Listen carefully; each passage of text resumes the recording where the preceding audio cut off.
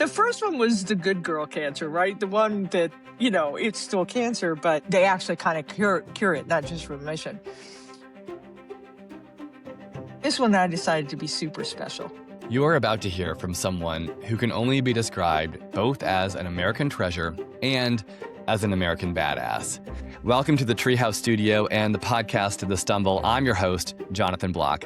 My guest today is Sue Gordon, who once held senior positions at the Central Intelligence Agency, the National Geospatial Intelligence Agency, and ultimately became Deputy Director of National Intelligence, the number 2 role in the entire United States, overseeing the intelligence community, including spies, intelligence gathering, and counterintelligence. In that role, she managed a budget of $100 billion and oversaw the work of more than 100,000 women and men of the intelligence community across the globe. But she resigned under President Trump. She famously gave Vice President Pence her resignation letter with a handwritten cover note that said, quote, "I offer this letter as an act of respect and patriotism, not preference. You should have your team. Godspeed, Sue." As we begin, shout outs to listeners Catherine in Asheville, North Carolina, and CB in Boiling Springs, Pennsylvania. Thank you for reaching out. If you haven't yet, please take a moment to subscribe and review the podcast. And if it's worthy of your time, share it with others via email or social media. After leaving the job she loved, Sue Gordon now provides a fascinating point of view of world events on her podcast, Understandable Insights, which I recommend to everyone. But perhaps more dramatically, since leaving her role, she has lost both of her parents, fought off cancer, mourned the unexpected death of her husband, Jim, of 43 years. And as you'll hear her say, she is now facing a second, much more serious, much more deadly fight with cancer. And that's where we'll jump into this conversation. Here's Sue Gordon. I'm decidedly the most blessed woman and the luckiest woman ever. And that is as true today as it's ever been. And, if today were my last day, I'd want the last words I said would be that I've had the best life, just the best. And so this is just circumstance, right? But yeah, I seem to have not died, even though that's what my doctors thought I was going to do. But I also know my grandchildren much more profoundly than I did before. And I worry about healthcare and local politics in ways that I never did before. So I don't know, life unfolds as it ought. It's a strange ride. Haven't you found that you have a different ride, but your ride has certainly proven that as well, right? Yeah, absolutely. For sure. Can I show you my great loves? Would that be okay? Can I show you a picture? So these are, I think you've seen these guys before. This is my wife, Liz. I need to meet them. Oh yeah, you do. Please, when you're well and can travel and you're in Atlanta, please come. I think I'm going to travel before I'm well. Just because. Okay, so this is going to be tough because I was always a sap. I think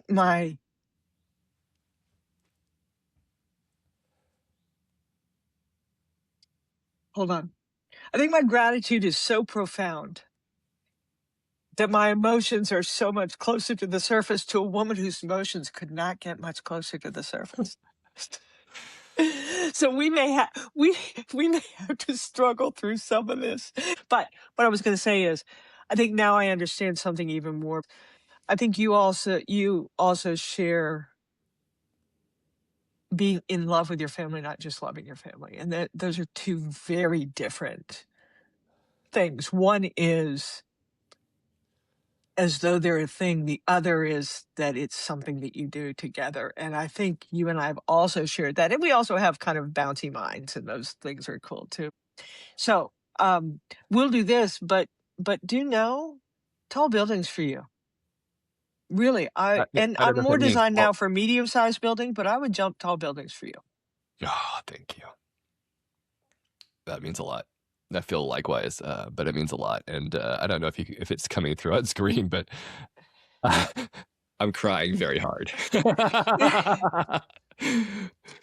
I said, I think circumstance is circumstance, but this has just made me kinder, and I thought I was kind, more grateful, and I thought I was grateful, more appreciative, and more patient. It shouldn't have made me more patient, but I think it does.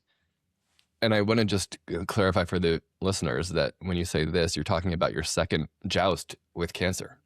Yeah. This one, the first one was the good girl cancer, right? The one that, it's still cancer, but it kind of was on they actually kind of cure it, not just remission. This one I decided to be super special. And not only was it a breast cancer that has no genetic component to it. I don't have any of the advantages like a mutation that we know how to attack. So it's like 1 to 2% of the cancer is highly metastatic. And then in a treatment that they thought might have some chance of helping me, I got a 1 to 2% side effect of that almost took my life and has left my body kind of a wreck. And still, You just said you're the luckiest person in the world. And if you died today, you would die so happy. Why? Well, because in general, we'll talk about this over the course of the podcast. Yeah. I could tell my life in 2 stories. One is if I talk about just kind of how I get from the beginning to the end, it's like, how did this chick get to who starts out as the third kid of a naval officer who only gets the middle seat on road trips when we're driving across country,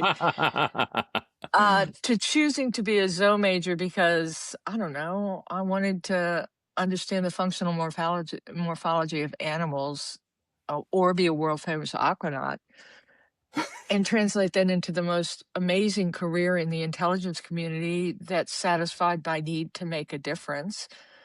And I get kind of to the tippy top of it, then with a break in the middle to raise my kids, and then I come back for a great second act, and then I get a time for the most amazing third act, which is a chance to help citizens and companies see that they're part of national security too. So how does that work? So that's the come on, how can I be so lucky? I could tell the same story in terms of arriving at the CIA on the day that they tell me I don't have that job, having to figure out how to turn zoology into analysis of Soviet missiles, then, periodically losing jobs along the way, getting caught up in the Trump administration and being fired publicly. Well, I resigned, and we'll talk about why I did that, but I was going to lose my job. Yeah. To being publicly excoriated, to having this woman who no one knew to all of a sudden be the subject of really horrible stuff on Twitter, now X, things no one should ever see, to then losing both my parents within the same year, having my husband died, and now having cancer. And you're like, wait, that's the same story? And the answer is yes, it is the same story. And each one of those things that happened along the way kind of taught me how to handle it next. Even losing Jim, who anyone who knows me knows that the idea of that loss was unimaginable to me. And the actuality of the loss is so profound. However, in kind of getting through it, what I realized is we had 47 years together of stupid bliss. And we knew what we had the whole time. It wasn't like, oh, I didn't know it. No. Every day we knew it. We even kind of felt smug about it. And so, like, does anyone else have this? Amazing kids, amazing times together. I would rather do everything with him than anything without him. And so we never squandered a moment. I have no regrets of it. And so kind of processing that said, oh, all we have is what we have. And so now, I wish I hadn't learned the lesson, but having won it through losing Jim, and my kids having learned the same lesson, now we all look at this moment with me as, I don't know, look what I've had. I've had this amazing career. I have this breathtaking love of my life. I have children who have found love on their own. I have grandchildren. They're all deployed on their lives and they're happy in it. And so I want more of all of it. Mm. But there's no better to have. Amazing. You told me not long after Jim died, you and I were talking, and you said, and I'm quoting, "The only way forward is through unexpected pain and loss. It's the door to what's next, and it's the only door." Yeah. Can you tell me about that? Yeah, I think trying to figure out, because, I was listening to what I was just saying, and I'm afraid it feels too glib. Mm. No, it's hard. I mean, there were days I didn't know how to breathe. But I think you have choices in your life, and so my metaphor for this is there are doorways that present themselves to you, and I mentioned some of the ones that I had leading up to that. What Yeah. was I going to do when President Trump decided he no longer wanted me as part of his administration? Do I burn down the house on the way out the door? Or do I see what it is and see if there's something more to become? So I view it as a doorway, and people have a choice. You can blow by it and never really deal with it and pretend it didn't happen. But if you walk through that door, like Jim's really never coming back. I really did lose the career I loved. And you go ahead and walk through it and you say, okay, I can do this as long as I accept I don't get to be who I was anymore. And if you can do that, if you can say, well, I don't get to be that. I don't get to be, because of cancer, the woman who was stronger than anyone else. Like I cheated time better than nobody else. I mean, I I believe could put 2 days in every one day. I could will myself to do anything. Now I can't. I can either keep trying to pretend it and fail every day, or I can say, no, this is part of me and become someone new. So that's what I mean was you have a choice of all these things that present themselves on doorway. You can blow past and pretend they don't exist, or you can walk through, and you will find new if you can accept that you don't get to be. And what I would say is, if you can do that, it's not that you needed any of those things to happen, but if you can give it up, you can become more. Mhm. Who are So you I think becoming? that's what I was trying to. I think, what a good question. I, I'm working on it because I had two doorways that were really close together. And I was just about to walk through the one with, I'd gotten through all the adrenaline filled activities that come when you lose somebody, estate, and oh my God, now I have to do my own taxes, all those things. I just gotten through all those, and I was just about to deal with the fact that I didn't know who I was going to be without Jim, because Jim and I had made no plans for the future, because why would we have to? Because going to Costco was everything. And it didn't, I and love we that. sold our house in Virginia in a month to move to Texas when that seemed to be the right thing to do. And I don't know, who cares? Because home was wherever I was with him. And now all of a sudden those things were gone. All the activities that everyone thought was my life, it turned out that no, my centering with Jim was what made everything else I did just fun and games. Like my life didn't turn on those. I cared about them. I drove for them, but they didn't. And then Jim's gone. And so I was just about to have to deal with where's home if Jim's not around. What are you going to do when you made no plans for your future? And then I got cancer. And then I'm like, oh, I'm now in a happy place. I can do something. So I can, if I can fight cancer, I'm really good at the doing part. And so this was a really big fight. And now we're in a break because we got to let my body recover. Yeah. And it may come back. And so now I'm in a quiet space here. And you know what's now crept in? No. All that stuff I haven't done to process Jim. That makes sense. So, yeah. The last thing is way too much chatting, but I think the biggest thing I'm trying to stop is I've always had an interest problem and a helping problem. Like I love doing anything and I love helping other people. And because my center was Jim and my family, man, I could take on a bunch of activity and that made me happy. Now I'm trying not to take on so much activity thinking that that will be Yeah. the core. So I'm really focused on what's going on with my country. Yeah. I might be seized with helping um, Austin become the new medical center of the world, or I'm just going to spend time with my grandbabies and go traveling around the country watching Caitlin Clark play. Who knows? Who knows? Too early to tell. It's kind of Amazing. I'm kind of rangy here. Yeah, the world is it's sort of like talking to a newly minted college grad who says, I don't know, I might go to Wall Street, or I might go to Hollywood, or I might go to Nashville. I don't know. So we'll check That's back in right. 3 years.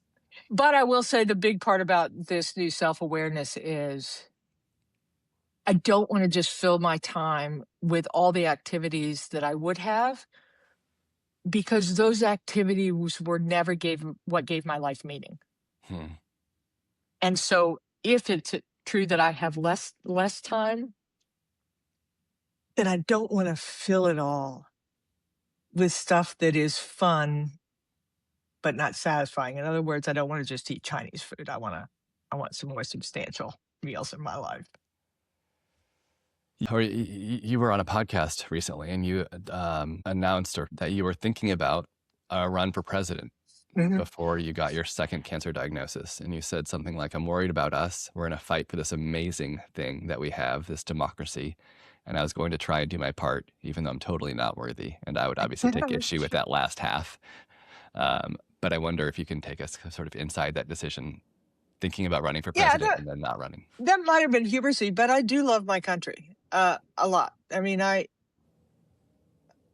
for someone whose core was her family, the truth was I fell into a passion, which is service to my country. And over the course of a career in intelligence, we're wondrous. The foundations of this country, with this amazing tension between democracy and capitalism, is brilliant. Our founders' vision, I haven't seen anything that's anywhere close to it.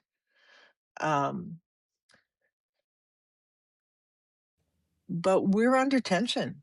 Yeah. We're under stress. And I think we see the political stress and we like to ascribe it to one party and another, one person or another. I think even more fundamental is that, as with almost any system, when the environment changes, at some point the model you had for how to achieve your vision starts showing its wear and tear. And so our founders had an amazing vision. They came up with an amazing concept of three co-equal branches of government, a constitution that basically limited government's role and tried to keep the power in the people as instantiated in the states. And look at what that has done for us. But over time, this system that we developed just could not keep up with the volume and speed. Right. And so the American people are saying, you guys aren't doing a good job. The government's not serving us in the way we needed to. And all we over time learned how to do was to add more, whether that's more structures or more money. And in fact, what that did was not address that we needed to reimagine how we instantiate the founder's vision, but we in fact slowed it down with our activities. And so we did. So the first piece is I think we're at a moment where we don't get to keep evolving, even at our most fundamental thing. Listen, for the longest time, we were the inheritors of the crisis and the rationale behind how this country was formed. We don't want a king, right? And we kind of inherited that vision. And so we had all the same norms and stuff, but we are so far past that that the insufficiency of the system has also diluted that understanding of what we need. And so now you have people questioning, I don't know, maybe elections are conditional. Maybe they're only legitimate if I win. Right. Or maybe the Supreme Court's rulings are only worthy. And so now you're seeing that even that most basic structure is under tension. So I think we are running the risk of further breaking a system that was already under stress over time. Yeah. And so it's that. And so when I say with way more hubris than I really mean that I wanted to be president, it's because I don't think we're having a conversation that's worthy of the American people. Speed has taken place of legitimacy. Our leaders want outcome with that effort. The information space has just gone crazy. I mean, this war in Iran is a great example of, I've never seen so difficult an information environment to understand. Can you say more about that? Yeah. So anyway, I think someone needs to have a conversation that's worthy of the American people, because a president is not an individual. A president is the representative of us. And if we don't understand the issues, and if we aren't insisting what our desires are, we're not going to be good at that. So Iran, this is the Iran war. I mean, it's funny that we're talking today. What are we, 3 days in? Yeah, the attacks were Saturday. Maybe only 2 days. Yeah, Saturday morning, and today's Monday. I don't much like this action. Probably, and it's less a policy thing. One, Iran is certainly a malign regime, doing horrible things globally and to their own people. Their pursuit of nuclear weapons is an almost unimaginable circumstance with a regime that has proven its willingness to have such bad actions globally. So I get all that. First things first, why are we doing this now?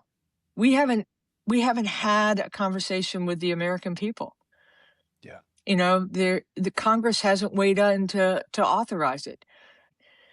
And then we have an information environment that, do you have any idea what's truth? Not only are we in a really foggy place just from war, but who do we go to? Do we believe the government anymore? Is Walter Cronkite on the air? Is mainstream media available? We know everyone has the ability to manipulate what each one of us receives. So how do we know the truth? So here's my best reason why I think this is a really tough one, is if it's about nuclear weapons, it didn't need to be now. Right? There is no evidence whatsoever that they're a minute away. And so that gives us time. Number two, it's about regime change. Oof. We're not very good at that. No, we're not. And we're not very good at it when we don't have a discussion about it. And we're really not very good at it when you have a thinned out professional cadre to know about the second and third order effects. And then the last is, I don't know that we yet know, because we went at this so alone for the first time in the longest time, not just without the American people behind it, which apparently isn't important. But do we have a coalition? Did we make the calls to even our adversaries to say how limited or what it was going to be? And this is a really fraught time economically in the globe as well. So my problem is, I'm not sure why. I'm not sure how. And I'm not sure what we're going to prosecute afterwards. It could all work out great. And so I think what I would argue is, for everyone, a little bit of time will tell. But there are some signals to watch for in terms of how long it takes, what is said, who weighs in, how reaction goes for us, what the markets say, and what kind of interim government can we put in place. But mostly, how do we know what to believe? So How do you, as a former CIA agent who spent your years deciphering intelligence, more than 30 years in the CIA, and Mhm. then as principal deputy director of national intelligence, how do you, in this current environment, outside of the CIA, know what to trust? Yeah, so I'm trying to think more about not get wrapped up into the event, because the truth is I have always been loath to assert someone else's intent, or to really question decisions when I wasn't in the room feeling the weight of all the information they have. And as a career, I knew how to handle that when I was looking at foreign activities, and that is you see what they're doing and you describe what they're doing without Mm, implying the intent. And then now I especially, instead of dissecting the decision, I look for the signals about which way it's going. So what I do here is I try and do my own source work on what are the facts of it. I try and read everything of all different ilk, because like, remember when Wikipedia was first introduced and all the librarians were how can you possibly listen to something that isn't curated by something else? And then what we discovered is the more you have, the closer you get to the truth. So I yeah. try and do a little bit of that. I think there's some signals to watch for. So instead of shaking our fist at the cosmos, whether we like how the president did this or not, we are there. We do have to figure out how to get our system more in play. And the way you do that is by saying, I'm going to understand what's going on, and then in whatever domain I have. I wish Congress would get their act together. To me, they have abrogated their responsibility more than almost any other system we have. Um, question uh, We have clearly diminished our standing globally, not our power. Our power is derived from this abundant resources. We sit on top of the investment that generations before us have been made. People will deal with us because we are powerful. Yeah. Our military is remarkable. Our intelligence is profound. And we can throw that around and people will need to interact with us. But I think it is very clear that we are no longer trusted. We have told the world, yeah, I know we made an agreement with you. We don't think you're very good or smart like that. I think that piece over time we should watch, because of all the advantages I think the United States had over time versus, we'll choose Russia and China. We had friends and they didn't. And this idea of us going into a multidimensional digital world driven by economic pressure without friends, without the rule of law, I think it's very daunting. So I try and see where the systems are under stress, highlight those, and then leap into the fray to see where I can help. You mentioned a bit ago that maybe in a more traditional invasion of this kind, we would have notified friends and adversaries ahead of time. You were at the center of many of those conversations. Can you take us to what Sure. a more traditional notification protocol looks like for the listener who, like me, truly has no Yeah. idea? Yeah. So I'm going to say it starts with the communication between our chief executive, the president, and the institutions that are going to affect the policy he articulates. Right? So the backbreaking physical labor of national security is not done by presidential decision making. It's done by the thousands of little pieces, little actions that follow from that. And there is no world in which it is not true that is broken. Incredible disconnects between the president's intention, even the policies and the executive orders he writes, and the readiness of the institutions below him in order to affect those things. And that's a problem, because the machinery below is intentionally slower because it creates systemic effect. When they're disconnected, the system doesn't really know what to do.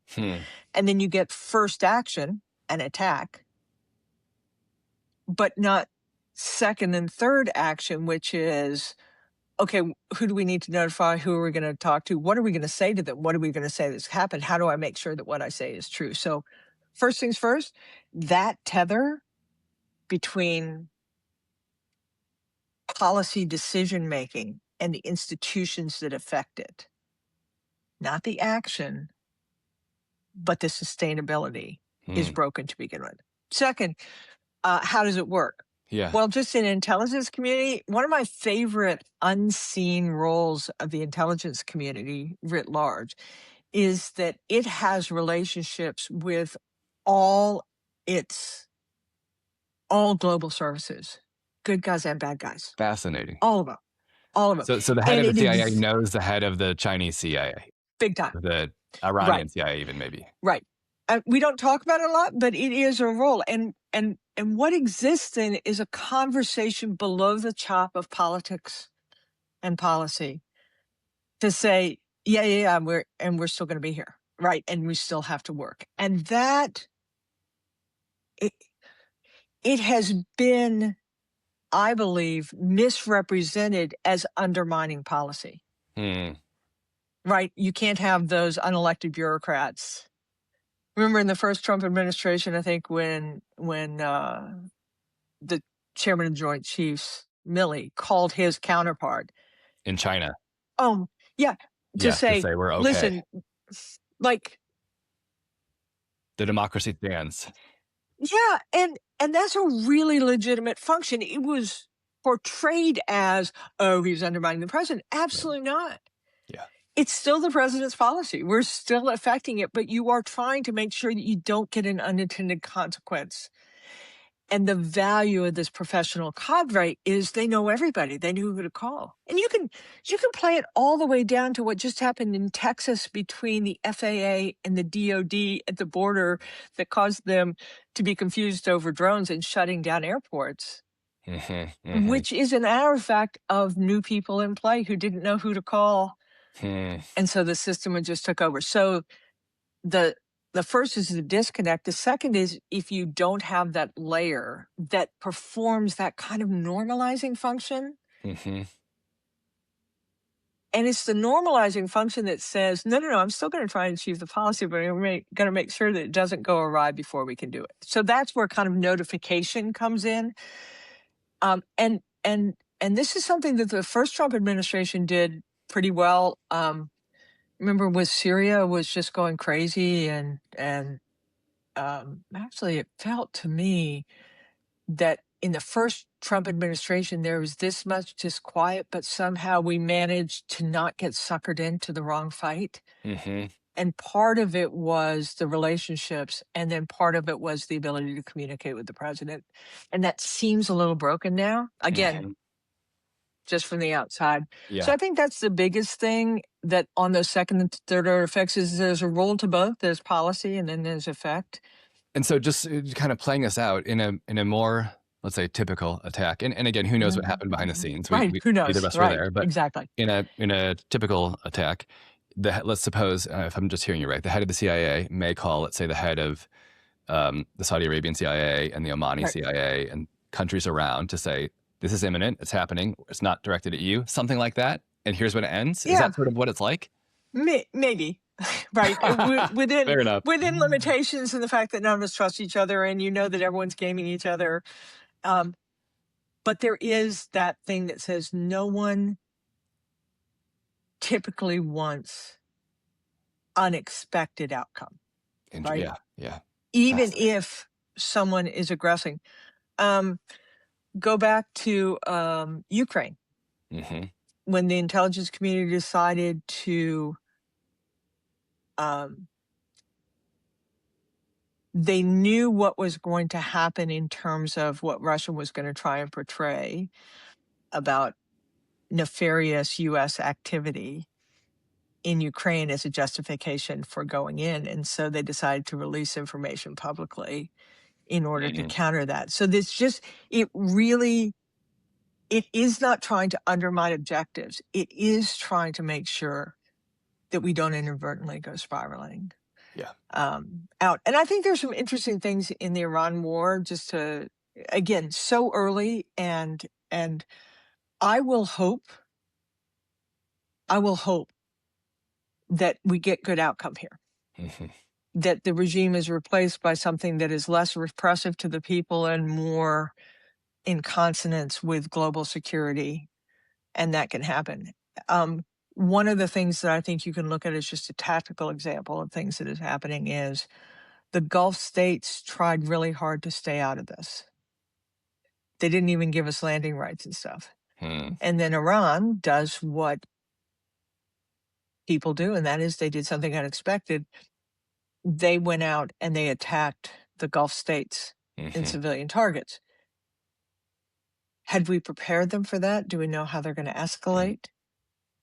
And did Iran make a mistake by expanding when it was a controlled thing? And so there are just some interesting things about how you try and manage achieving your effect without leaving yourself in a worse place that I worry. But again, I'm no longer an insider. That's why I talk about signals. So let's look what happens. Let's look about how much containment there is. Let's look about what the regional actors do. Let's look about what the global actors are doing. And in that, you will see. I can't leave Iran without just saying, because I have talked a lot about this is a world that is moving faster than legitimacy. Our institutions are under stress. But boy, it is another demonstration of two of our oldest institutions, defense and intelligence, boy, sure seem to, at least for their part of the action so far, to do what they have done over so many years, which is to bring breathtaking credit on the women and men who serve and the institutions that prepared us to be able to be global actors. I mean, the just reading some of the intelligence, and I would love to hear your thoughts on this, that knew exactly where Khamenei would be, exactly where his top leaders would be on a Saturday morning. Shocking. Right.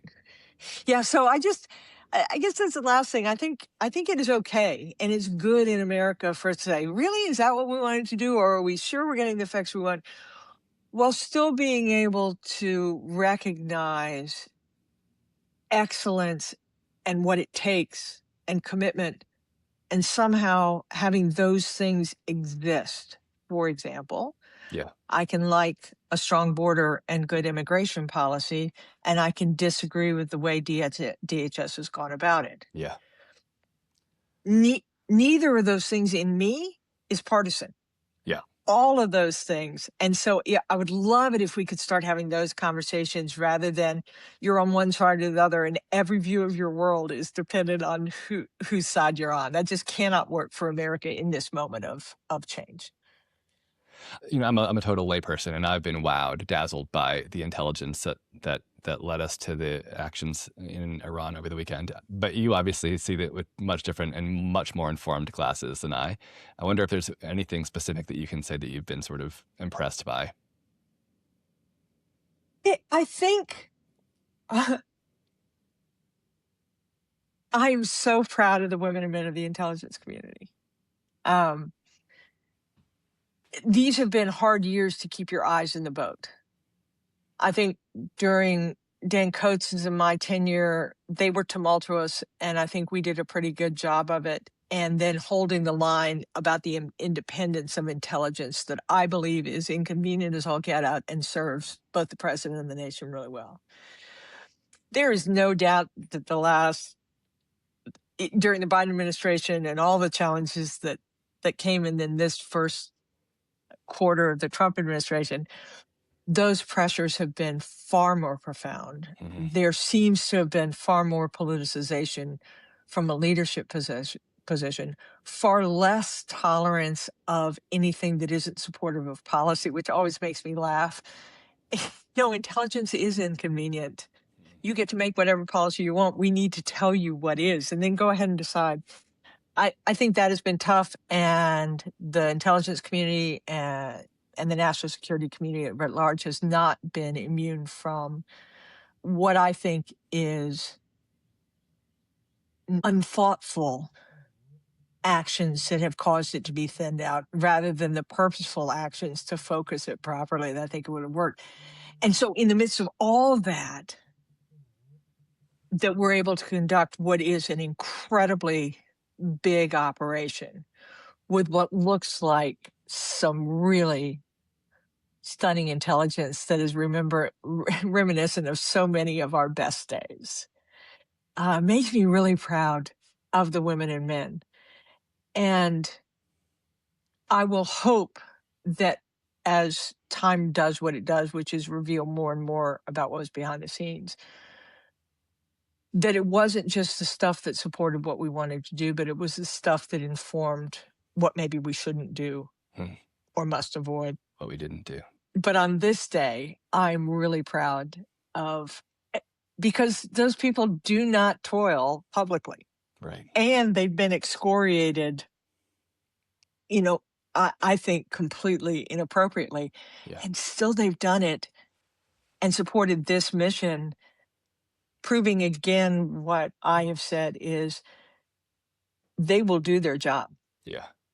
And I'm super proud. I'm super proud of them. I am beaming. I love that. For the listeners, you led the entire intelligence community in your final role. More than 100,000 proud Americans working, as you said, quietly behind the scenes.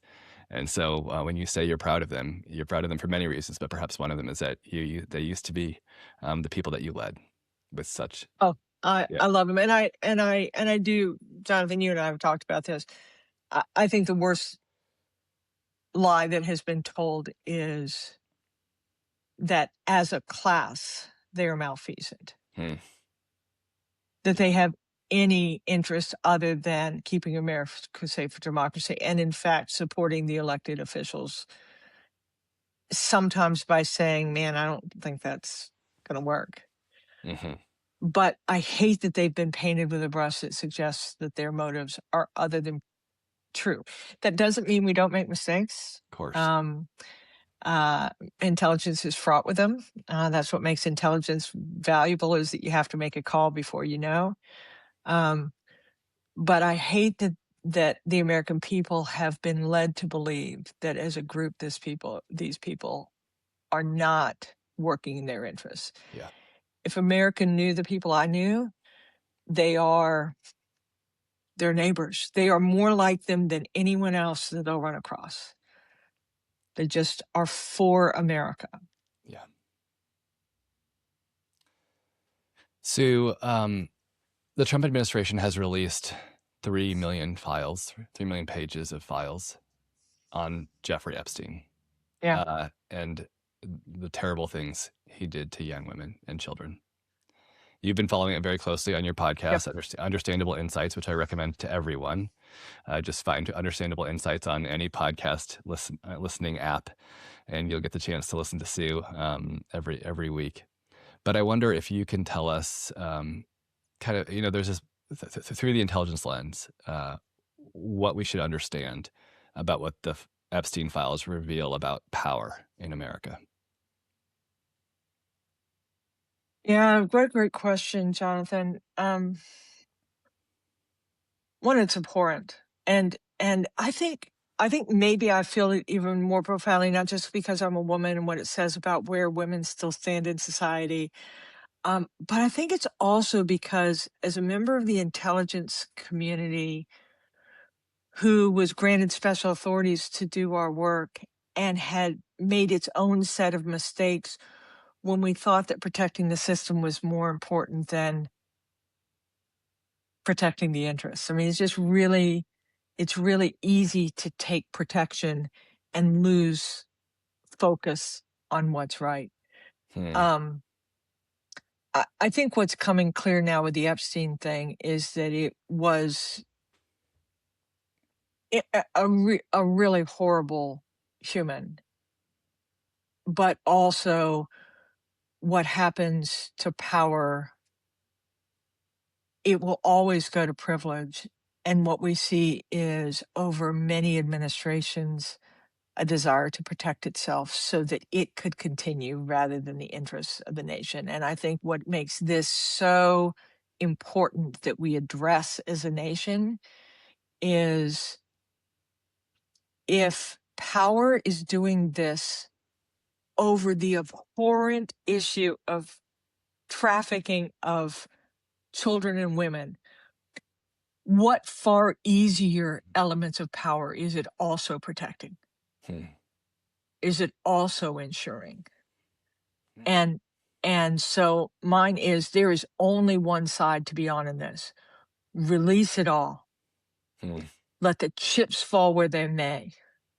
Let us face what we allowed to happen and then address it and not let it move on. You know, when we somehow have lost the trust of the American people in our systems, one of the things that happened is that power base that allowed something like Epstein to happen did not break our systems. It actually preserved our systems, so because they had figured out how to be powerful within it. And that gave rise, in my estimation, to what we see with the Trump administration, the MAGA movement, which is that was corrupt. We're going to do it differently.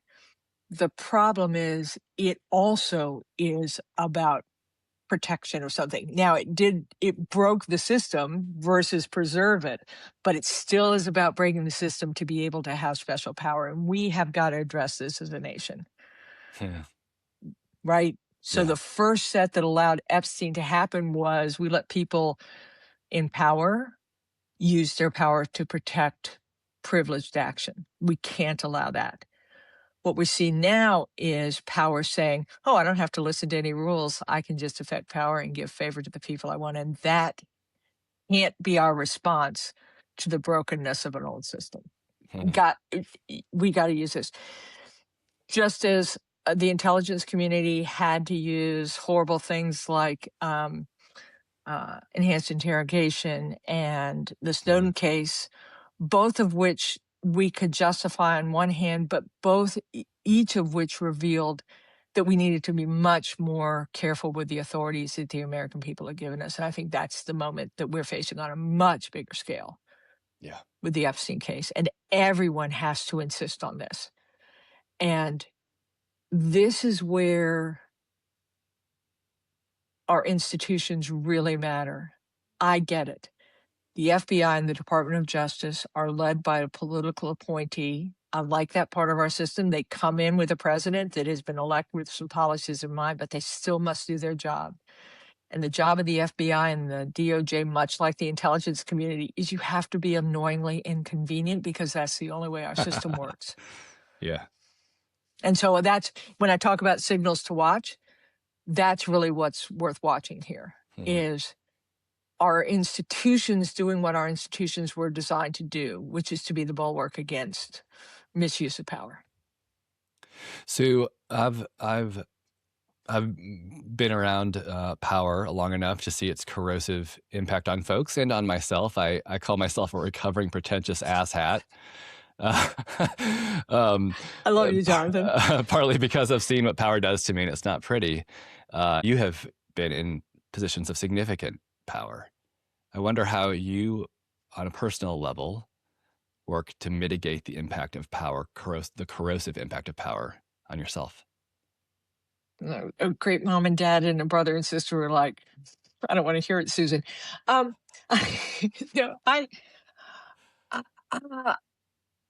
think there are a couple things, and I like to say I have both brain injury and chemo brain. My best friends remind me. My best friends remind me that I'm just old. And so, come on, quit making excuses for yourself. This is just where you are. I can't remember everything, but I do know there are a couple things that I have always believed, probably gifted to me by a combination of genetics, my parents, and experiences, that turned out to work well for me. The first was do your best and give something to the cause. That was kind of the big lessons of my childhood. And think about the intersection of those two, right? So those are really good. I love talking about constructive antagonism, right? Those two things kind of beat against each other because if you're not giving something to the cause and you're just being your best, well, what are you being your best for? So I can amass more power and do things. So I think that's kind of foundation. The second is, maybe this is being a woman in a man's world, or maybe it's just I'm not clever enough to be other than I am. I think I've always led exactly who I am, right? I bring myself to every job. There are people who will tell you how you have to be in order to lead. I'm terrible at being other than who I am. I am really good at learning how I can be better and how I can act better, but who I am. So I've always brought myself, but this give to the cause thing has always led me to never be about myself. Right. So I've always got something bigger. Like I am never governing my actions by, will I look good? Will I benefit from it? My son-in-law even asked me the other day, we were talking about something that I was giving away. He said, Sue, what do you have against money? No, his point is well taken. But I will say that I am always governed by what we're trying to do. And then how can I help that? So that's the other one. That's 2. Number 3 is I'm completely outcome focused. Have we achieved the outcome or not? Not have I gotten what I wanted, but have we gotten there? And I don't allow myself off ramps until outcome has been achieved. And I just want to pause there. Having worked in government, that's really rare. Oftentimes in government, we get wrapped around the axle of process or input and not output. And that's an interesting differentiator that you're. And I think it's what allows me to be a revolutionary, right? Is because outcome will always determine, but you can't hold on to what you used to do if you're never getting the outcome. In other words, I hate change as much as the next guy, but I hate irrelevance more. And so we'll do it. And then I think the last thing is I love using power for good. Like you can take everything I've said and then say, well, you can be feckless because you don't want to ever use your power. You don't want to seem to be powerful. No, if you've got a position that has some power, use it for good. Can you, when I was director for support at the CIA, it was right at the time that LGBTQ rights were coming. We had an amazing group of people at the agency. And I was in a position where I could make sure that some of our policies changed when the Supreme Court made its ruling. So I think the last thing is if you have space, use it. And if you're using it for good, and if you're insisting on outcome, and you're never trying to protect yourself, then a stupid Zoe major,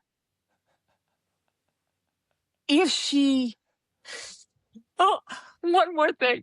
I never got a job I knew how to do, so I always had to rely on my people. And then that's the last one, right? Is I brought what I brought. And honestly, Jonathan, my women and men have never let me down. People love Quest. The reason they get cynical is because they want to protect themselves. If you can create something where they don't have to protect themselves, they can even bear things not working out. So I think those are just some elements, and they're available to everyone. I mean, look, it worked out okay. I got a ton of power. It worked out okay. It did, yeah. But I wasn't interested in it for me. It only was satisfying when we did something. I don't know. That sounds kind of righteous. I don't mean it to. I like doing the right things as I see that and using the space I have.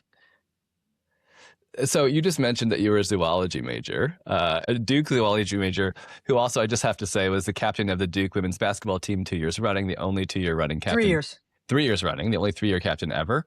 I just got to give you that plug. But how did studying zoology prepare you for espionage? No, that's not true. I can. So, and this is a great story too. If I could give anything to someone listening here, you're not stuck with the knowledge you have. You can become whatever you must be. It doesn't take miracles. It just takes work, right? So, I loved going to Duke. Duke gave me 3 of the most important things in my life. It gave me, as we've mentioned before, it gave me the love of my life. It gave me my best friends on the basketball team who are with me to this day. We talk all the time. We watch Duke women play. We're very judgy about what they are and aren't doing. It's fantastic. It's what old players always do, forgetting that we couldn't do half the stuff that they're doing. But it also taught me how to think, right? And let's put a pin in that for a second, because I do worry a little bit about this world that has become about technology and things. that we will miss the critical thinking that actually is a transportation. Here's your zoologist making this point. I think when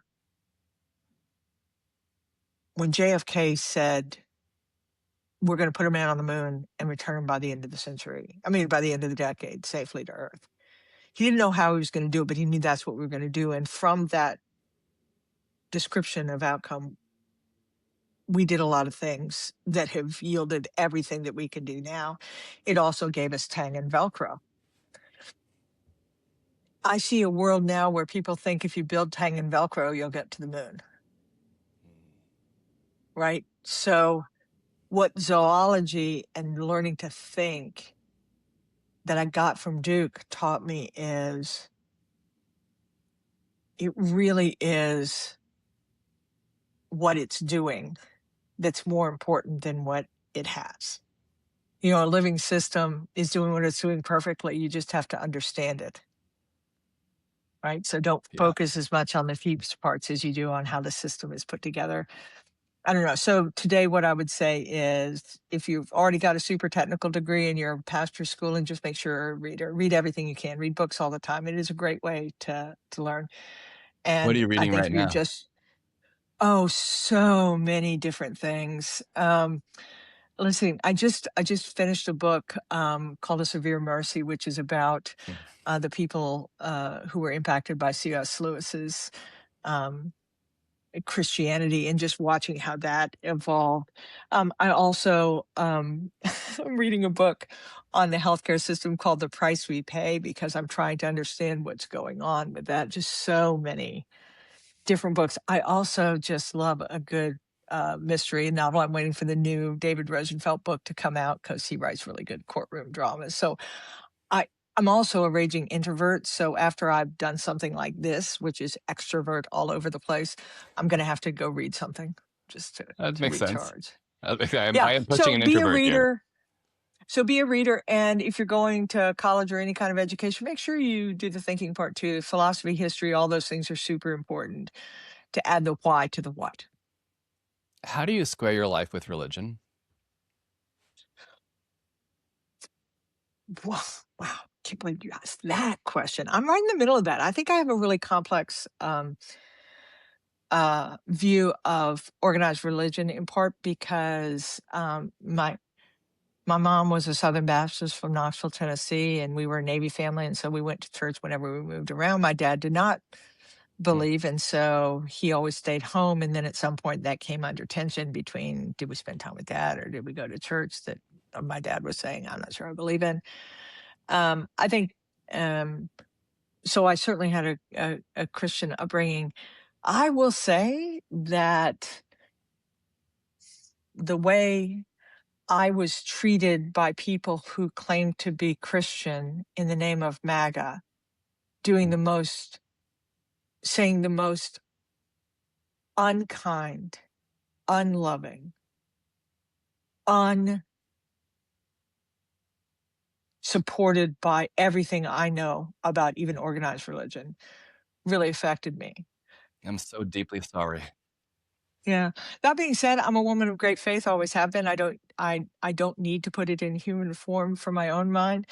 I think the world is so amazing that there is no way this is random. It like violates everything in entropy. Read a book called An Immense Journey, and you get to a point as it discusses evolution where you're like, well, there's no evolutionary need for what happened next. So I think there's wonder and mystery and power and order that is not what we understand yet, and I am grateful for it.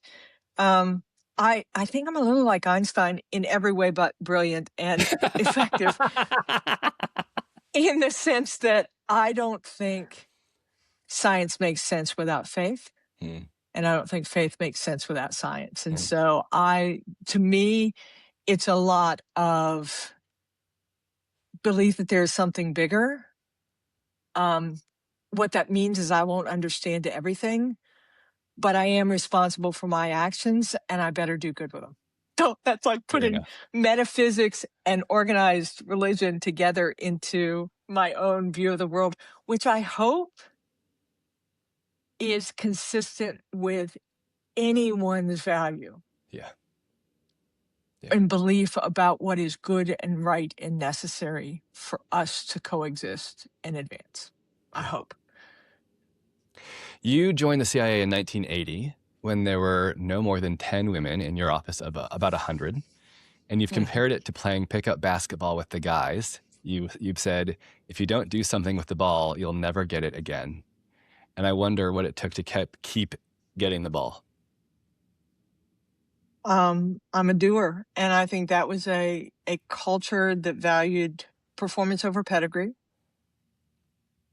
And because it was so clear, particularly in those years when we're so close to the Cold War, right, and so close to the possibility of global thermonuclear war, that we could see what mattered, that everyone understood what we were doing, and that this outcome we all had in our mind. And so if someone was advancing that, we allowed it. And that allowance of performance is more rare than you'd think. People worry about, am I getting my own? Am I getting paid as much? And that was just not something that was true to that, and that was required by that environment. You just needed to perform. And so for someone like me who was super curious and driven, it gave me tons of room, especially at an early age, to be as big as I could be. And I tell this to people all the time: do not tolerate an environment where someone wants you to be small.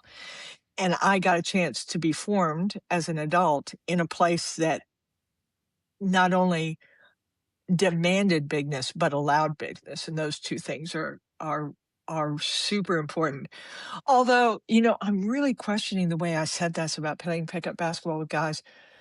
I'm really profoundly affected by the whole brouhaha over the men's and women's hockey team and that absolutely ridiculous phone call and the reaction of the men. And Jonathan, you and I have been together where I gave a little soliloquy about this. Yeah. And that is, I wasn't put off by President Trump's comments. I wish he weren't like that, but I know who he is. But for women, I think it's the good guys in our life that need to quit acting like this stuff doesn't happen, that the women and the minority populations in their lives don't suffer 1,000 cuts a day. And when those people who are closest to us act like, come on, that's not really happening, that hurts far more than the bums. So that was just a really incendiary moment for me, because I'm thinking about anytime there's a men's and women's team, you guys are brothers and sisters, right? You do everything together. You sit at the training table together. You get taped together. You play stupid pickup games at odd hours when you're not just supposed to, sometimes getting hurt together. I know they thought they were brothers and sisters, but what do you think the women thought? Women's team saw when their brothers were laughing at them. And you can explain it in terms of power, but I think what they were thinking is, oh my gosh, and now I know what they really think of me. So to the good guys in the world, even when you're in a system that a lot of women love that are performance-based, quit being dumb. Right? Yeah. Be brave. Be brave. And I think there's a lot of truth in what they said is, no. We love the women's team. I believe they do. We respect the women's team. I believe they did. People are saying to that moment, well, what were they supposed to do? It was the president of the United States, powerful in the room, he said a joke. Come on, are you telling me that women don't understand what it's like having to laugh at a joke that a boss made to you? So start being true to your standards. We will be better as a society. We really will. I talk about it, being kind to one another, but this really is big for an old gal like me, who really thought that in 1980, when I graduated from college, this was the moment that, man, I was going to have everything, equal opportunities. For 46 years later, for women to be facing the same questions about, oh, come on, Sue, you're not a girl. You're Sue. Girls do these other things. Stop this. Look at the women in your lives. Just talk about the fact of, I think there are a whole bunch of people who are not women and minorities that ought to worry if we ever had a real meritocracy. Right? I love the guys in my life. I mean, they're the great doers. I love the energy. I love what I've done together, but I don't like that too many are still saying that there's some fundamental difference in the potential for achievement based on gender.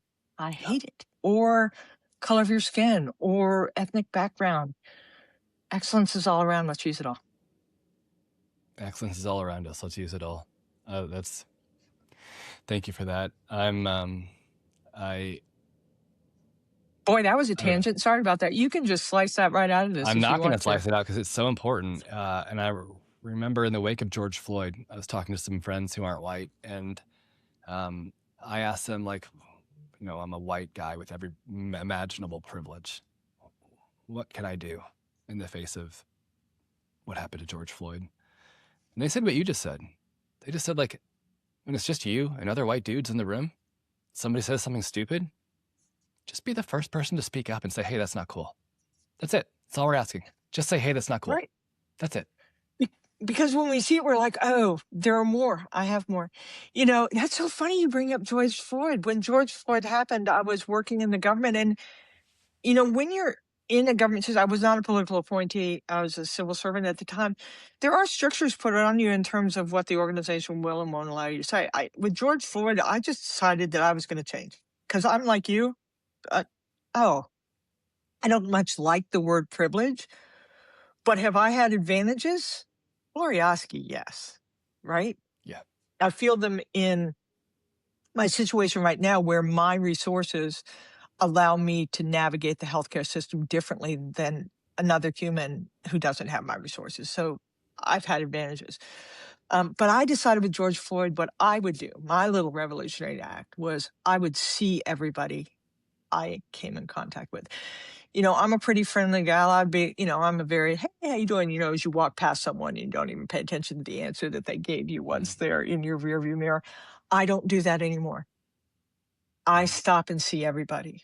I want them to know that I'm in that moment with them. And I cannot tell you how much that has changed everything. One of the reasons I'm so optimistic, even though I've spent this whole pod talking about things that worry me, is I know we are fundamentally the same.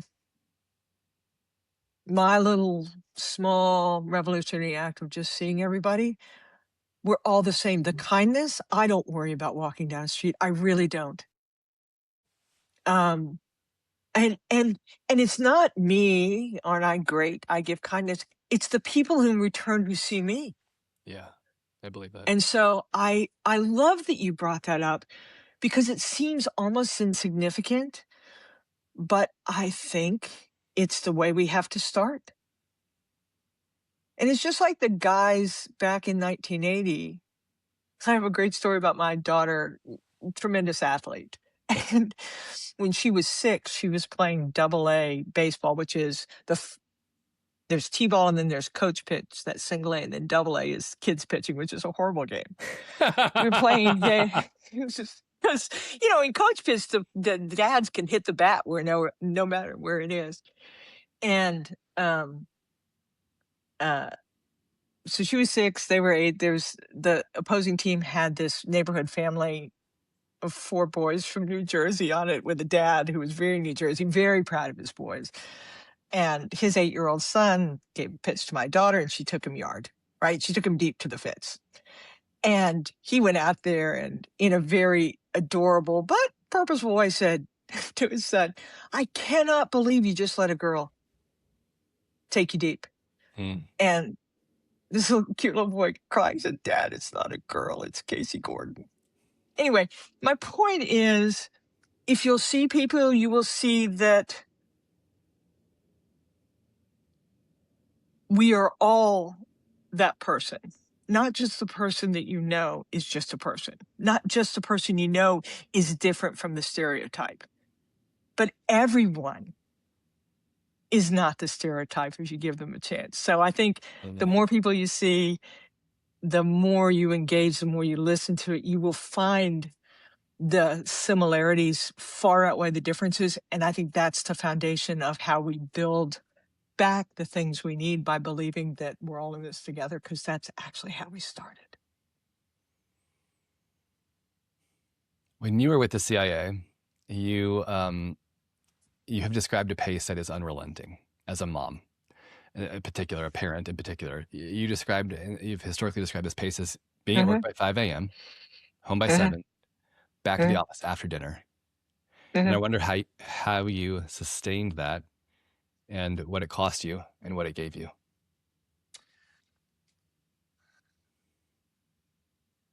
How do I order this in some succinct way? So first, I married a saint, Hmm. and I highly recommend, if you can find the partner that I found in Jim, who had the single most wonderful attribute of wanting everything for me that I wanted for myself. So he knew who I was, which was his wife and my children's mom, and my parents' daughter, and my brother and sister's sibling. But he also knew that it was really important to me that I be good at my job.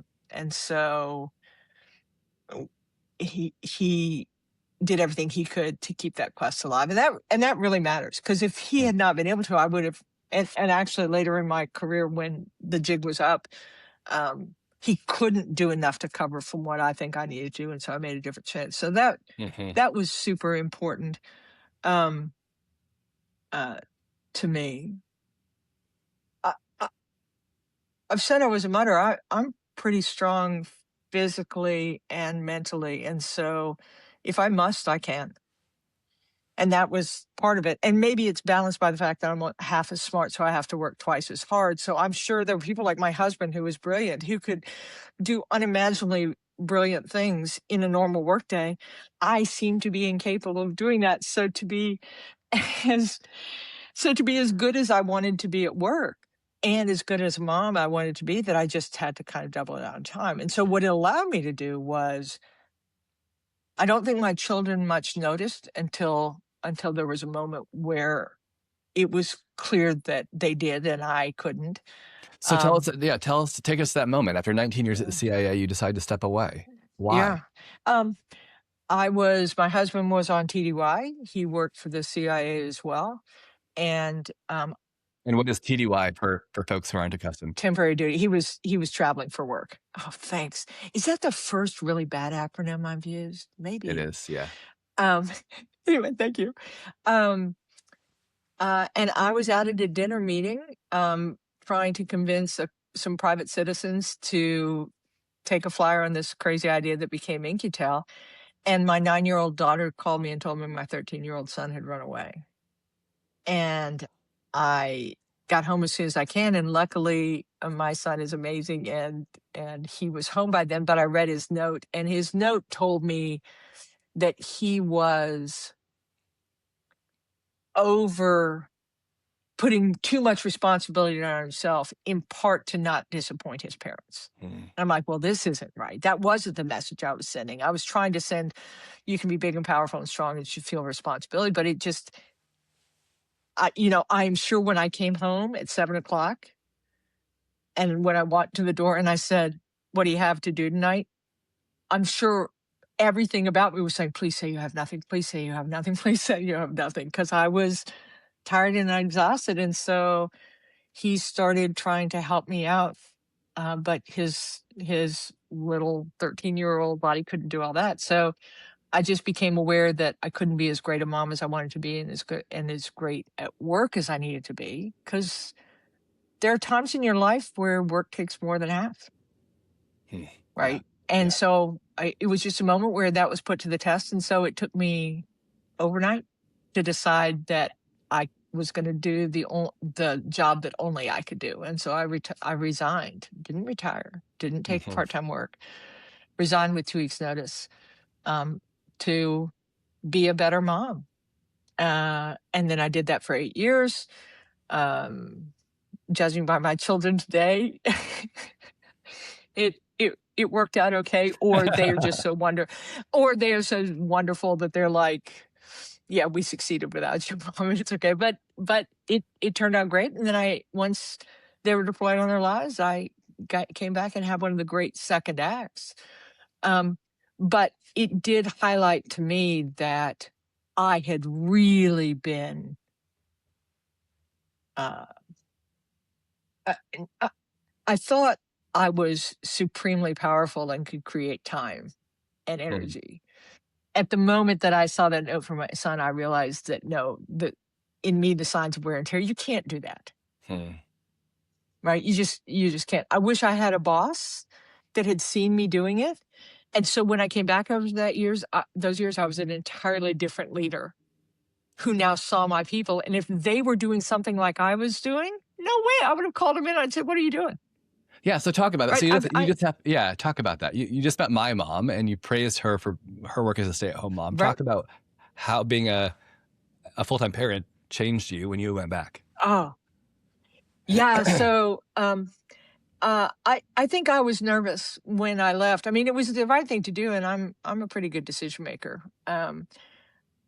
So it wasn't hard to decide, and it wasn't hard to know that I did the right thing.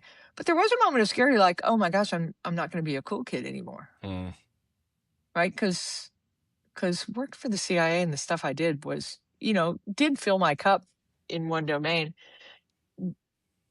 What I found was, I was talking to your mom. I thought the engine of a great society were those of people who go into work and make money and make big decisions and build things. Nah.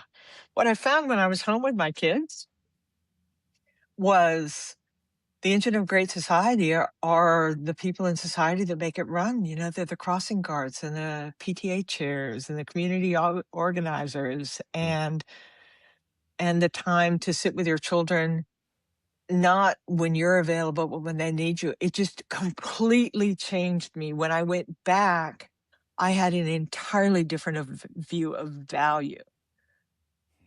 And I should have learned it earlier in my career. I was saying that I was a 3-time captain of the Duke women's basketball team.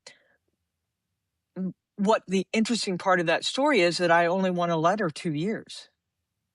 So that means that one of the years I was interesting. captain, I wasn't good enough to play enough minutes to even earn a letter. I never started a game except the senior game my senior year. That should have taught me that value and position are not the same thing. But when I took those years off, I'm like, oh, so I thought the people in human operations or building things were the important people of the CIA. I'm sorry. The GS-10, a relatively low-level federal employee, who's a logistics officer deployed to the field, who's responsible for building a base in 1 week from red dirt. Mm,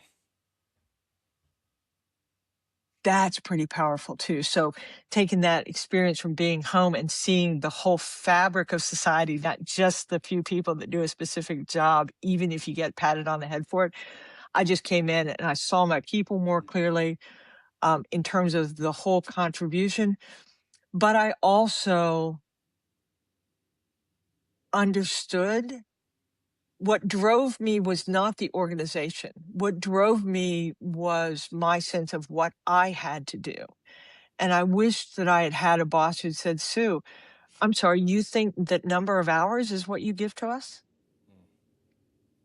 It's the other things you get to us. So when I came back in, having kind of run into the wall and having learned this, I was an entirely different leader of humans. I saw them more broadly. I saw contribution more broadly. I think I was more driven about outcome, but mm, I was better for those who made the same kind of choices that I did. And then here's the coolest part. I decided to put the fact that I left for that reason in my bio. And I swear, I think there are more people that know me for that decision and what allowed them to make in the decision in their own lives. Because I didn't sacrifice performance. I just made a choice, moved, came back, then knew me for any of the accomplishments that I thought were the really good stuff that I did. I actually think that moment of sharing that I left for 8 years, sharing it openly, not trying to appear tough anymore, but to be all the things with all the uncertainties. I talked more about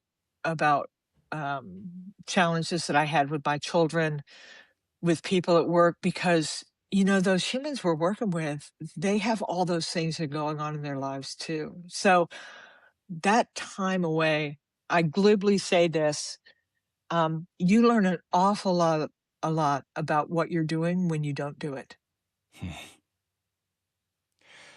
Sue, just out of curiosity, when you were early in your career at the CIA, before it was very clear, before it was clear publicly that you worked at the CIA because of congressional record or other things, what did you tell people when they asked you where you worked?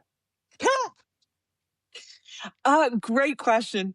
When I had just started, I was so afraid. It was 1980. I was 12 or maybe 21. Security. I mean, I looked 12. I was 21. Security was so pervasive. I remember the first day I went into my office, they're all vaults. And so I was the last person out because, again, half as smart, twice as hard. So it was the first day I secured it according to the rules. I got home and then I got so afraid that I had missed a step that I drove back in. I mean, in 1980, security was huge and security violations were huge. And we were sure that our advantage was the secrets we had. And so you couldn't do that. So now put me on a plane for the first time, making a business trip. And someone says, "What do you do?" And I'm like, "Oh, I'm not supposed to say I work at the CIA, but I don't know how to talk." And have you seen this face? I was no more, I'm old and I still don't have a poker face. So the organization I was in was the National Foreign Assessment Center, INFAC. And so I would say that, "Oh, I work for INFAC." And people are like, "Oh my God, that's boring." And so they'd leave me alone. So for the first part of my career, I couldn't even admit who I was. The middle of my career was, don't say anything to the media. Don't say anything openly. We toil in anonymity and you'll like it. You weren't going to get credit. You are going to get excoriated, but that's part of our toughness. That's kind of the middle part of my career. Then kind of Snowden happens and the world shifts where secrecy is harder to hold. We kind of get in trouble for maintaining secrecy, which we had been taught, but not telling the story openly. And we kind of learned that through Snowden. But it was still really hard because the CIA was such a culture of you don't talk openly. And then I got to go work for the National Geospatial Intelligence Agency, another agency of the intelligence community. I call it the friendly intelligence community. It's imagery and mapping. It is one of the great enablers of information sharing because generally you can find, there was commercial imagery you could use, mapping is unclassified. And so when I went to NGA, all of a sudden I learned how to talk about the craft and discipline of intelligence openly.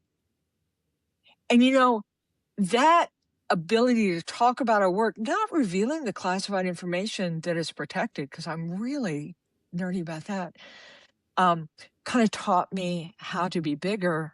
Then I got to run the whole intelligence community, which was far less about operations and more about integration. And then it was during the first Trump administration where you also had to learn how to not be clickbait, but still say something that's true. So it really was a journey of just getting more mature. But it also happened at the same time the world went from one of the great joy of the CIA was it was independent. You can't act like it's insular just because it's independent. And then you're now seeing the whole world figuring that out. Yeah. And I feel like I got to come along for that ride just by the way the world turned. And so now I think I'm like perfectly designed where I can talk about national security in a lexicon that's more accessible while still being gritty enough to reflect what is really going out without having any concerns that I'm revealing the kind of information that really needs to be protected. Yeah. So in your final role, you were the number 2 person in all of American intelligence, Deputy Director of National Intelligence. And then in working for President Trump, you ended up resigning. And you wrote him a note, and you wrote him a formal resignation letter, typed resignation letter. But on top of that, you added a cover note that was handwritten. And it said, and folks can find a link to it in the show notes, but it said, "I offer this letter as an act of respect and patriotism, not preference. You should have your team. Godspeed, Sue." And then you gave it to the vice president to give to the president. Can you take us to that moment?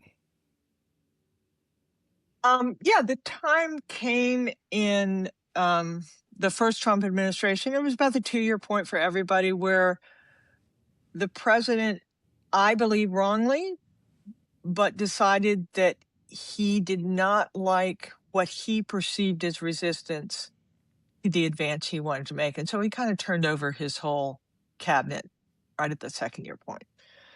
Even though I was number 2 and a political appointee, the position of Principal Deputy Director of National Intelligence is historically a career intelligence officer.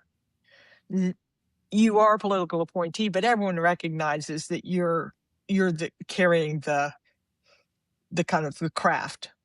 And so the Director of National Intelligence was formed right after 9/11, and one of the elements of the statute that created it was if the Director of National Intelligence, a pure political appointee, ever leaves, by statute, the principal deputy would become the acting director. And so when the president decided that Dan Coats was no longer the person he wanted to be his Director of National Intelligence, that was tweeted out. And part of the tweet was, "And I will name an acting director soon." And everyone knew what that meant. Was even though statute prescribed it, that I was going to be out. So we spent a couple weeks with the help of Congress trying to convince the president that he would be well served by me. The truth is, by that point, the trust between the president and understanding, and those two things went hand in glove, between the president and the people that worked for him, didn't let him believe that I, as a careerist, could well serve him. So what to do? So we tried to have it work out. It was clear it was not going to. So my choice was, when we talk about personal choices, this was what I chose. There may have been other things. Congress wanted me to hold on. That wasn't going to work out. I knew it wasn't. But I wanted to keep the job. I could have gone to the press and made a big stink. I could have forced them to hire me. That isn't who I am. The relationship between the president and the intelligence community, especially then, was really tenuous. I was afraid if I made it a fight over, heaven forbid, what if I kept my job? Would he have ever trusted me? Would he have lost faith in the intelligence community? So ultimately, it came down to, one, I was going to lose my job anyway if I forced him to. The statute wasn't going to supersede the president's ability to hire who he wants. I'm the third kid of a naval officer. If the guy that hires you says he doesn't want you anymore, you give a cheery aye and you walk away. But most importantly, the formal letter was really a love letter to the intelligence community that says, don't worry. It was never me. It was never Dan. It was always you. And I know you. I wrote it in terms of, to the president, they will serve you. But what I was really saying was to the women and men, and say, I know you. You'll serve your turn, and that will be enough for the nation. So that was the formal note. It was capturing for them in a respectful way, because it's the president of the United States. But it was a love letter to them to say, don't worry. Don't worry. The handwritten note to him that everyone thinks has made a bunch of, and that everyone was like, it was like a big FU to him. It was not at all. It was, although there are days, but it was in that moment I was heading down to the White House. I knew he was going on vacation to Bedminster. I wasn't sure that I would be able to see him. I wasn't able to. He wasn't in the office at the time. And I didn't want to just leave a handwritten note. I thought I'd give it one last try. And that it was really intended to say, your call. Yeah. Right. Yeah. I'm not doing this because I've had enough. Yeah. So you can change. It was really saying you can change your mind. Ultimately, it took about 3 minutes. By the time I got down in my car, it was already out on the news and 2 letters had been released. So it was going to happen anyway. But that was behind them. And so I would just say is to everyone listening, because you have a really great podcast here and I so enjoy it. I love the conversations you had. I can't believe you believe that I'm worthy of the other guests that you've had. But what I can't believe you I think will, I can't believe I'm worthy of your time. but I will say that this is a really good thing for people to keep in mind. When you're in the soup, when you're in crisis, it is always about who you are. Right? Kind of as we talked about doors before, right? You have choices to make. When I was younger, I thought if you worked hard and did good things, everything would work out. I don't believe that that's true anymore, but I do believe if you work hard, and know who you are, you can live with yourself. So my action in that moment was consistent with my belief that I'm not bigger than the system, that the president does get to make good choices, and that I want to leave in a manner that is respectful of the community of which I was a part. Yeah. So, now with the benefit of hindsight, people are like, oh, you should have fought and made him do it. And, maybe. But in that moment, this was true to who I was and was trying to preserve. The truth is, Jonathan, it was a devastating blow for me. And I didn't even understand it. Dan Coates, really good guy. I loved working with him. And I think we did a good job together. He was a political appointee, so he actually was okay leaving because the politics of the moment were so antithetical to his values that was hard for him. For me, I had served how many, 7, 8 presidents by that time. I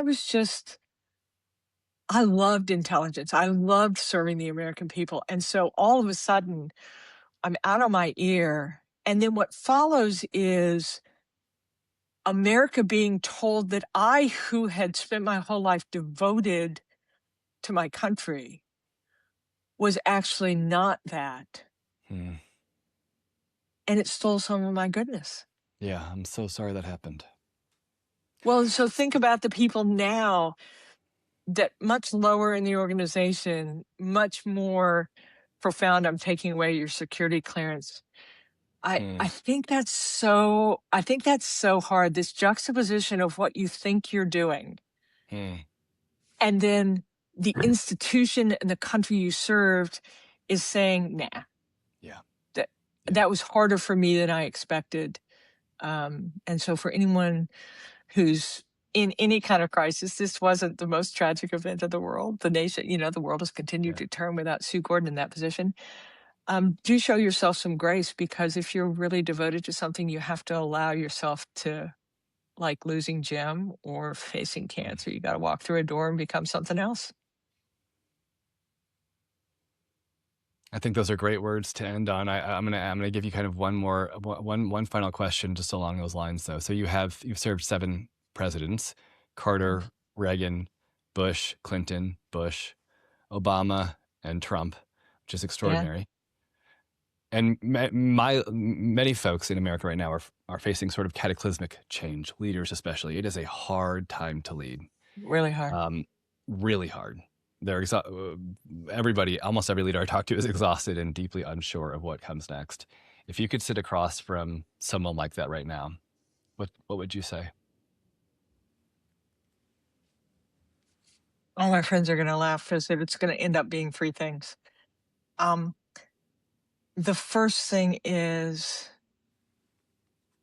every one of us, from the CEO of a company to the head of an organization to the president of the United States to a kid coming out of college, owns some space over which you have near perfect control. Right? When you start, it's narrow. As you get bigger, If you're lucky enough, it gets bigger, but it's still your space. Yeah. Focus on that. It is so easy to get distracted by what somebody else should be doing. It's so easy right now to see the bigness of the challenges we face as a nation, but very few can take that one on. When I said I wanted to be president, it was my view of saying I want to take that one on. But the truth is, now I'm trying to use the space I have. So all of us own space. Focus on that, particularly for the people just starting now. That's where it all starts, right? That's where your control and ability to affect things. That's in communities is where we have the most trust. To start with the space you own. Number 2, be really good at it. Like, don't just be someone who's traveling through trying to get the resume, but learn some skill, learn how to do something, right? Whatever that space is. For me, I was a missile systems analyst. It probably was never the thing I was going to be, but man, it was the first job I really learned how to do, and learning how to do anything allows you to be able to do everything. So be good, nose down. And then the last is, if there's any transportation in my career, it's because I also kept my head up, that I recognized that what I was doing was not what we're doing. And the extent to which I understood that my space was not the be all and end all, but my space was connected to other people's. And if I could see how that worked, I could both help something bigger or figure out if mine was no longer useful. So own your space, nose down, be good at it, head up, see what it's part of. You'll be okay. We'll be okay. Sue, you're an American treasure. Thank you for spending some time with me today. You too, Jonathan. Like you said, peas and carrots always have been. Sue says so many things worth writing down. Here are a few of the questions I walk away with. In my life, what am I allowing power to protect? Am I using my voice and my actions for good to stand up for people unlike me? And if not, why am I not being brave? When I face big moments in life, do I walk myself through the hard and scary door, not knowing what I will find on the other side? Or do I hold on to what is past, trying to protect myself from pain? If you were struck by a question or observation from Sue, let me know on LinkedIn, Insta, or X. I'm at Jonathan F. Block on all social media platforms. I'll see you next time on The Stumble.